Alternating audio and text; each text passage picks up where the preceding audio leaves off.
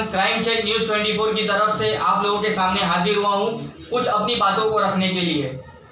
इस वक्त जो यूपी के अंदर जो गैंग रेप हुआ है उस मुद्दे को लेकर मैं आप लोगों के सामने हाजिर हुआ हूं।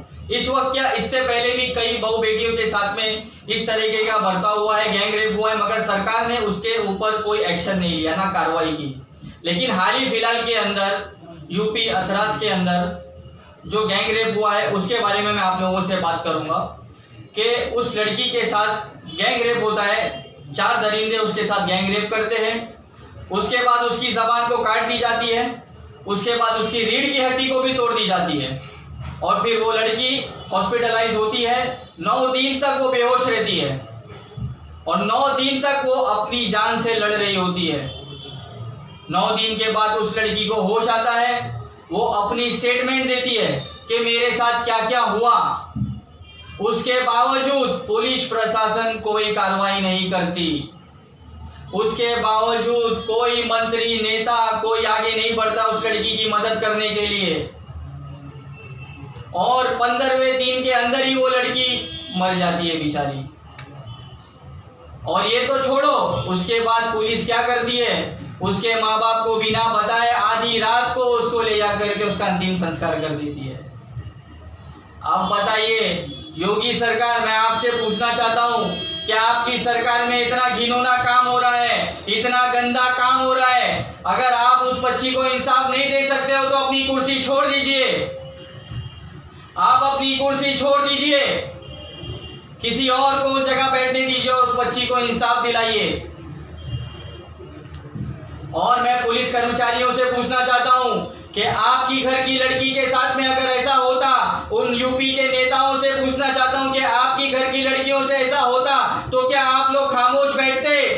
क्या आप लोगों को तकलीफ नहीं होती? मैं क्राइम चेक न्यूज़ 24 की तरफ से मांग करता हूं कि उन चारों के ऊपर सख्त से सख्त कार्रवाई हुए और ऑन द स्पॉट उनको सजा दी जाए।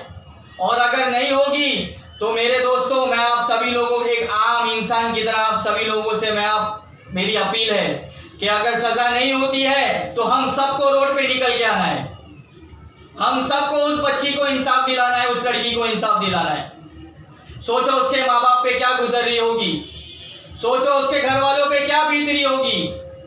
जब कोई उनसे मिलने के लिए भी अगर जाता है तो भी उसे पुलिस क्यों रोक रही है? कुछ तो गलत किया इन लोगों ने, कुछ तो काला है, कुछ तो उनके मन में चोर है, इसलिए वो रोक रहे हैं। लेकिन मैं योगी सरकार से अपील करता हूं कि ये हरकतें आप लोग बंद कर दीजिए, ये घिनौना काम आप लोग बंद कर दीजिए और उस लड़की के परिवार वालों को सहायता दीजिए, उस लड़की को इंसाफ दिलाइए।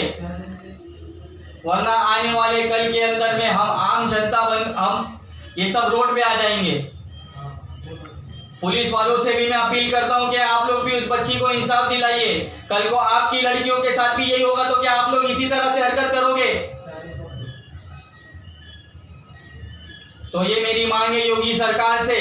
और मैं हाँ, एक बात और भी कहना चाहता हूं, ये अर्नब गोस्वामी ये किधर है इस वक्त? ये मीडिया में चिल्लाता भोंकता रहता है, ये कभी शिवसेना के नेता के साथ बदतमीजी करता है, हमारे महाराष्ट्र के सीएम को उल्टा सीधा बोलता है, हाँ हमारे संजय रावत साहब के बारे में गलत गलत अपशब्द इस्तेमाल करता है। अब वो किधर है नालायक इंसान?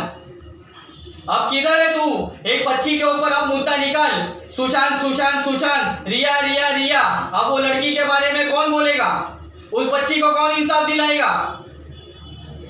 अगर आप लोग सच्ची असलियत में अगर आप लोग मर्द हो, असली इंसान हो, आप लोगों के दिल में जज्बा है तो आप लोग मैदान में उतरिए और उस लड़की को इंसाफ दिलाइए।